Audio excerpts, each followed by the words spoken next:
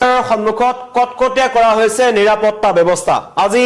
শ্যামকানু মহন্তৰ জামিন আবেদনৰ ৰায় দিব ফাষ্ট ট্ৰেক আদালতত আৰু তাৰ পাছত কিবা কাৰণত যদি জামিন লাভ কৰে তেন্তে এই বাক্সাৰ নিকাসী কাৰাগাৰৰ পৰা উলিয়াই অনা হ'ব শ্যামকানু মহন্তক আৰু তেনে পৰিস্থিতি আহিলে যেহেতু যিদিনাখন প্ৰথমতে তেওঁলোকক এই বাক্সাৰ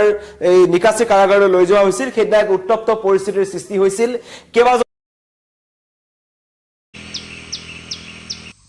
গাড়ীত অগ্নি সংযোগ কৰা হৈছিল এটা বিক্ষিপ্ত পৰিস্থিতিৰ সৃষ্টি হৈছিল আৰু তাৰ স্থানীয় ৰাইজে কৈছিল যে জুবিন গাৰ্গক বা যি ৰহস্যজনক মৃত্যু বা হত্যাকাণ্ডৰ লগত নাম খাঙুৰ খোৱা অভিযুক্তসকলক তেওঁলোকে বাক্সা জিলাত থাকিবলৈ নিদিয়ে এক ৰক্তাক্ত পৰিস্থিতিৰ সৃষ্টি হৈছিল বাক্সাত ইন্টাৰনেট কৰ্তন কৰিব লগা হৈছিল এক ভয়ংকৰ পৰিৱেশৰ সৃষ্টি হৈছিল তেনে পৰিস্থিতিত সেই জেলখনত তেতিয়াৰ পৰা সোমাই আছে শ্যামকানু মহন্ত সন্দীপন গাৰ্গ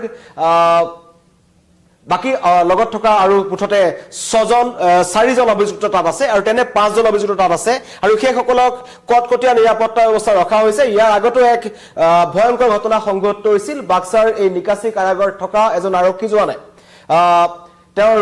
ৰহস্যজনকভাৱে তেওঁৰ গাত গুলি লাগিছিল আৰু তেওঁৰ মুখত জুবিন জয় জুবিন দা বা জাষ্টিস ফৰ জুবিন গাৰ্গৰ কথা আমি শুনিবলৈ পাইছিলো তেনে পৰিস্থিতিত আজি যেটো সকলোৰে চকু আছে যে শ্যামকানু মহন্তৰ জামিন আবেদনৰ ৰায় দিব কিছু সময় পাছতে আদালতে ইতিমধ্যেই ফাষ্ট ট্ৰেক আদালতত উপস্থিত হৈছে শ্যামকানু মহন্তৰ পত্নী আৰু জুবিন গাৰ্গৰ পৰিয়ালৰ অন্যান্য লোকসকল তেওঁলোকে কেৱল জামিন আবেদনৰ বুলি নহয় লগতে শ্যামকানুৰ জব্দকৃত সামগ্ৰীসমূহ মুকলাই দিবৰ কাৰণে তেওঁলোকে আবেদন কৰিছিল ইতিমধ্যেই 23 এপ্ৰিলত এই শুনানি সম্পন্ন কৰা হৈছিল আৰু শুনানিৰ পাছত অৰ্থাৎ সংৰক্ষণ কৰা হৈছিল আৰু 7 দিনৰ পাছত আজি আদালতে চূড়ান্ত ৰায় দিব যে মুকলি আকাশৰ তললৈ শ্যামকানু মহন্ত আহিবনে নাহে কিন্তু সমান্তৰালভাৱে মই কৈছো যে 15 অক্টোবৰৰ পৰা কাৰাবন্দী হৈ আছে শ্যামকানু মহন্ত সহ আন 6জন এই সিদ্ধাৰ্থ শৰ্মা শ্যামকানু মহন্ত সন্দীপন গাৰ্গ আৰু লগতে জুবিন গাৰ্গৰ দুজন দেহৰক্ষী নন্দেশ্বৰ বৰা আৰু পৰেশ বৈশ্য এই নিকাসী কাৰাগাৰত আছে আৰু এই নিকাসী কাৰাগাৰত এখন একেবাৰে নতুন জেল ইতিমধ্যে কৈছিল যে কাৰাগাৰৰ দক্ষিণ আৰু উত্তৰ দিশত বেৰিকেড সাজি দিয়া হৈছে যাতে কোনো লোকে তাত প্ৰৱেশ কৰিব নোৱাৰে এইদৰে বেৰিকেডসমূহ সাজি দিয়া হৈছে যাতে তাত যদি কোনোবা প্ৰতিবাদকাৰী আহে যাতে সেই প্ৰতিবাদ ৰুধিব পাৰে কাৰণ মই ইতিমধ্যে কৈছো যে 15 অক্টোবৰ যেটো ঘটনা সংঘটিত হৈছিল 15 অক্টোবৰত যেতিয়া গুৱাহাটীৰ পৰা তেওঁলোকক বাক্সাৰ এই নিকাসী কাৰাগাৰলৈ লৈ যোৱা হৈছিল একেবাৰে নতুন এখন জেললৈ যেতিয়া লৈ যোৱা হৈছিল তেতিয়া কিন্তু এক ভয়ংকৰ পৰিস্থিতিৰ সৃষ্টি হৈছিল আৰু আজি যদি কিবা কাৰণত জামিন লাভ কৰে শ্যামকানু মহন্তই তেন্তে এইখন কাৰাগাৰৰ পৰা শ্যামকানু মহন্ত ওলাই আহিব লাগিব সেই কাৰণে আৰক্ষী প্ৰশাসন সষ্টম হৈ আছে তেওঁলোকে আগতেকৈ কিছু প্ৰস্তুতি কৰিছে এইবোৰ দৃশ্যাংশ আপোনালোকে দেখিবলৈ পাইছে স্ক্ৰীনত বেৰিকেড দিয়া হৈছে এয়া বাক্সাৰ নিকাসী কাৰাগাৰৰ উত্তৰ আৰু দক্ষিণ ফালৰ দৃশ্য আপোনালোকক দেখুৱাই আছো য'ত অধিক নিৰাপত্তা আৰক্ষী মুতায়ন কৰা হৈছে হয়তো যদিহে কিছু সময় পাছত ফাষ্ট ট্ৰেক আদালতে জামিন আবেদনৰ যি ৰায় আছে ৰায় শুনাব আৰু ৰায়ৰ পাছত যদি সপক্ষে যায় শ্যামকানু মহন্তৰ সপক্ষে যদি সেই ৰায় যায় তেন্তে এইখন আদালতৰ পৰা উলাই অহাৰ পথ মুকলি হ'ব শ্যামকানু মহন্তৰ যিজন শ্যামকানু মহন্ত জুবিন গাৰ্গৰ যি ৰহস্যজনক মৃত্যু সিংগাপুৰত যি ঘটনা সংঘটিত হ'ল 19 ছেপ্টেম্বৰত এজন মূল অভিযুক্ত হিচাপে ধৰা হৈছে কাৰণ তেওঁলোকে অনুষ্ঠিত কৰা নৰ্থ ইষ্ট ফেষ্টিভেলত অংশগ্ৰহণ কৰিবৰ কাৰণে শ্যামকানু মহন্ত গৈছিল জুবিন গাৰ্গ গৈছিল আৰু তাতে এই ভয়ংকৰ ঘটনাটো সংঘটিত হৈছিল আৰু এয়া এতিয়া দেখুৱাই আছো বাক্সাৰ নিকাসী কাৰাগাৰৰ দৃশ্য য'ত শ্যামকানু মহন্ত সহ এই বাকি সকল তাত বন্দী হৈ আছে কিন্তু আজি অত্যন্ত এটা গুৰুত্বপূৰ্ণ দিন আৰু সকলোৱে চাই আছে শ্যামকানু মহন্তৰ পত্নীয়ে বাৰম্বাৰ আজিও এটা কথা উল্লেখ কৰিছে যে নিৰপৰাধী মানুহ এজনক সেই 15 অক্টোবৰৰ পৰা বিনা কাৰণত জেলত ৰখা হৈছে এয়া তেওঁলোকৰ অভিযোগ বা তেওঁলোকৰ মন্তব্য আৰু লগতে কৈছে যে জুবিন গাৰ্গক তেওঁলোকে বিশ্ব দৰবাৰত প্ৰতিষ্ঠা কৰিবৰ কাৰণে চেষ্টা কৰিছিল আৰু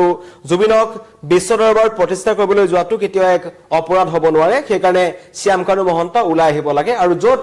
এই দুৰ্ঘটনা সংঘটিত হৈছিল বুলি কোৱা হৈছে লেজাৰুছ দ্বীপটো সেই ঘটনাৰ সময়ত সেই লেজাৰুছ দ্বীপৰ পৰা প্ৰায় 50-60 কিলোমিটাৰ দূৰত এখন বেলেগ মিটিঙত শ্যামকানু মহন্ত ব্যস্ত হৈ আছিল আৰু তাত ঘটনাস্থলটো শ্যামকানু মহন্ত নাছিল এয়া মন্তব্য ৰখা হৈছে তেখেতৰ যি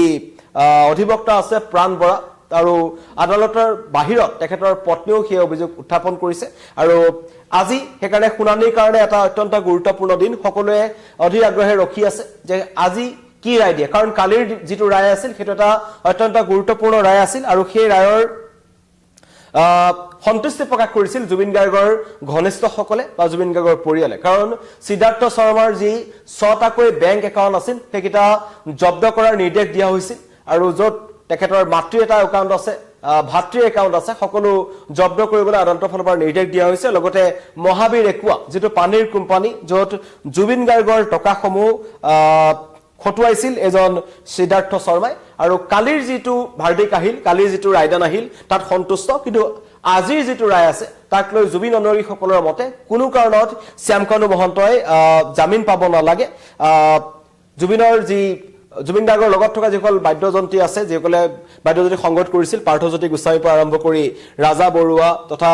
গৰিমা শইকীয়া গাৰ্গ আৰু জুবিন গাৰ্গৰ ভগ্নী পামী বৰঠাকুৰ সকলোৱে কৈ আছে যে এওঁলোকৰ কোনো কাৰণত জামিন মঞ্জুৰ হ'ব নালাগে কিন্তু আইনী প্ৰক্ৰিয়াৰ মাজেৰে যেহেতু গৈ আছে সেইকাৰণে আদালতৰ ৰায়টো গুৰুত্বপূৰ্ণ হ'ব আদালতে যেটো ৰায় দিয়ে সেইটোৱে হ'ব আৰু সেই কাৰণে ইতিমধ্যেই যি শ্যামকানু মহন্তৰ যি অধিবক্তা আছে প্ৰাণ বৰা তেওঁ কেতবোৰ যুক্তি দৰ্শাইছিল যে কি কাৰণত শ্যামকানু মহন্তক মুকলি কৰি দিব লাগে বা তেওঁক বিনা কাৰণত ৰখা হৈছে বুলি যি অভিযোগ উত্থাপন কৰি থকা হৈছে আৰু সেইজন শ্যামকানু মহন্ত থকা এই বাক্সাৰ নিকাসী কাৰাগাৰত এতিয়া কটকটীয়া নিৰাপত্তা বেষ্টনী কৰা হৈছে যাতে বিক্ষিপ্ত ঘটনা সংঘটিত নহয় মই পুনৰবাৰ কৈছো যে 15 অক্টোবৰত যি ভয়ংকৰ ঘটনা সংঘটিত হৈছিল তাত থকা প্ৰতিবাদকাৰীসকলৰ লগত আৰক্ষীৰ সংঘাত হৈছিল আৰু সেই সংঘাতৰ সময়ত কেবাজনো আৰক্ষীজন আহত হ'ব লগা হৈছিল সাংবাদিক আহত হৈছিল কেবাজনো সাধাৰণ লোক আহত হ'ব লগা হৈছিল আৰু কেবাখনো বাহনত অগ্নি সংযোগ কৰা হৈছিল এক উত্তপ্ত পৰিস্থিতিৰ সৃষ্টি হৈছিল আৰু সমগ্ৰ বাক্সা জিলাখন জ্বলিছিল ইন্টাৰনেট সেৱা কৰ্তন কৰিব লগা এক পৰিস্থিতিৰ সৃষ্টি হ'ল আৰু তাৰ পাছৰ পৰাই এই জেলখনত কটকটা নিৰাপত্তাৰ মাজত এই আটাইকেইজনকে ৰখা হৈছে আৰু অৱশেষত সকলোৱে নিবিচৰা আচলতে এটা যি প্ৰক্ৰিয়া চলি আছে সকলোৱে বিচাৰিছিল যে এওঁলোকৰ কঠোৰৰ পৰা কঠোৰ শাস্তি হওক কিন্তু আইনী প্ৰক্ৰিয়া মাজেৰে যেহেতু গৈছে আৰু আদালতলৈ যেতিয়া গৈছে জামিনৰ সুবিধা তেওঁলোকে পাইছে জামিনৰ আবেদন তেওঁলোকে কৰিছে আৰু অতি ৰহস্যজনকভাৱে শ্যামকানু মহন্তই নিৰ্বাচনৰ আগে আগে জামিনৰ আবেদন দাখিল কৰি এখন তেওঁ প্ৰত্যাহাৰ কৰিছিল আৰু নিৰ্বাচন হৈ যোৱাৰ ভোট গ্ৰহণৰ ঠিক পিছদিনাখনেই পুনৰ তেওঁলোকে কিন্তু জামিন আবেদন দাখিল কৰিছিল 23 এপ্ৰিলত শুনানি সম্পন্ন কৰা হ'ল আৰু সেয়া যি শুনানি আছিল সেয়া তেওঁলোকে সংৰক্ষণ কৰি ৰাখিছিল আজি সেই দিনটো আহিছে ইতিমধ্যেই ফাষ্ট ট্ৰেক আদালতৰ চৌৰত উপস্থিত হৈছে শ্যামকানু মহন্তৰ পত্নী জুবিন গাৰ্গৰ যি বন্ধু পাৰ্থপ্ৰতিম গোস্বামী তেওঁলোক উপস্থিত আছে সকলোৱে জুবিন গাৰ্গৰ অনুৰাগীসকলে বিচাৰিছে যে জামিন মঞ্জুৰ হ'ব নালাগে আৰু যি শ্যামকানু মহন্তৰ পৰিয়াল বা তেওঁলোকৰ যি পত্নী তেওঁ মন্তব্য কৰিছে যে বিনা কাৰণত এজন ব্যক্তিক জেলত সুমুৱাই ৰখা হৈছে তেখেতক শীঘ্ৰেই জেলৰ পৰা উলিয়াই আনিব লাগে মুকলি আকাশৰ তললৈ আহিব লাগে কিন্তু তাতো যি প্ৰশাসন আছে তেওঁলোকৰ কাৰণে মূৰৰ কামৰণি হৈছে তেওঁলোকে আগতীয়াকৈ যদিহে কিবা কাৰণত তেখেতক উলিয়াই আনিব লগা হয় আদালতে যদি ৰায় দান দিয়ে শ্যামকানু মহন্তৰ সপক্ষে এইখন জেলৰ পৰা উলিয়াই আনিব লাগিব আৰু সেই কাৰণে জেলখনৰ উত্তৰ আৰু দক্ষিণ দিশৰ যি প্ৰৱেশ পথ আছে তাত এইদৰে বেৰিকেড দিয়া হৈছে আৰু হয়তো অৰ্ধসামৰিক বাহিনী মুতায়ন কৰা হ'ব কিছু সময়ৰ পাছত আৰক্ষী নিৰাপত্তা আৰক্ষী বৃদ্ধি কৰা হৈছে বাক্সাৰ নিকাসী কাৰাগাৰত ধন্যবাদ